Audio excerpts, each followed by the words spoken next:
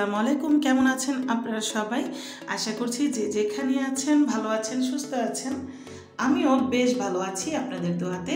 আবারও চলে আসলাম মুখরোচক একটি রেসিপি নিয়ে আপনাদের মাঝে। আশা করছি আজকের এই রেসিপিটি আপনাদের কাছে অনেক ভালো লাগবে। আজকে আপনাদের সাথে শেয়ার করব চিংড়ি মাছের অন্যরকম একটা ভর্তা। আমরা কিন্তু চিংড়ি মাছের ভর্তা সবাই করি, তো আজকের ভর্তার রেসিপিটাই একটু ভিন্ন টাইপের, খেতে কিন্তু বেশ মজা। একবার ট্রাই করে দেখবেন। চলুন দেখা যাক কিভাবে আমি তৈরি করি আজকের চিংড়ি মাছের ভর্তা। প্রথমে একটা প্যানে আমি দিয়ে দিলাম তেল, এখন দিয়ে দিলাম পেঁয়াজ কুচি। পেঁয়াজটা একটু ভাজা ভাজা করে নিব।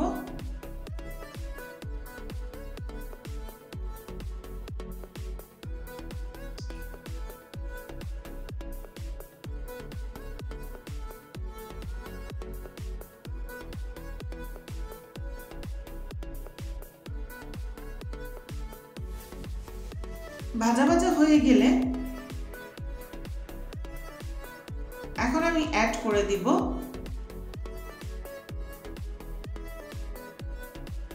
চিংড়ি মাছ বাটা।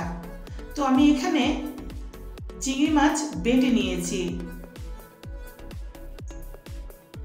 স্বাদমতো লবণ দিয়ে দিলাম, সামান্য হলুদের গুঁড়ো, সামান্য মরিচের গুঁড়ো, কাঁচামরিচ কুচি দিয়ে দিলাম। এখানে লাল কাঁচামরিচ আর সবুজ মিক্স করে দিয়ে দিলাম সামান্য পরিমাণ আদা রসুন পেস্ট করা। এখন আমি ভালো করে নেড়ে চেড়ে নিব, ভাজা ভাজা করে নিব।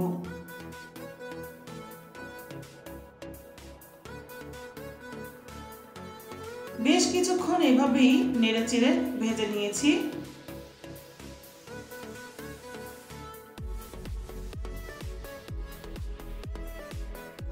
ভাজতে ভাজতে দেখবেন একটা অন্যরকম একটা ফ্লেভার চলে আসবে চিংড়ি মাছের।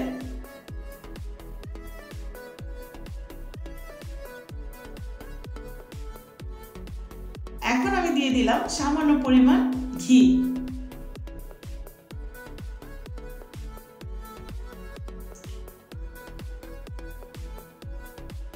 ঘিটা দিয়ে আমি আবারও নেড়ে চেড়ে দিচ্ছি। কিছুক্ষণ এভাবে নেড়ে চেড়ে আমি ভাজা ভাজা করে নেব। এখন দিয়ে দিব ধনিয়া পাতা কুচি।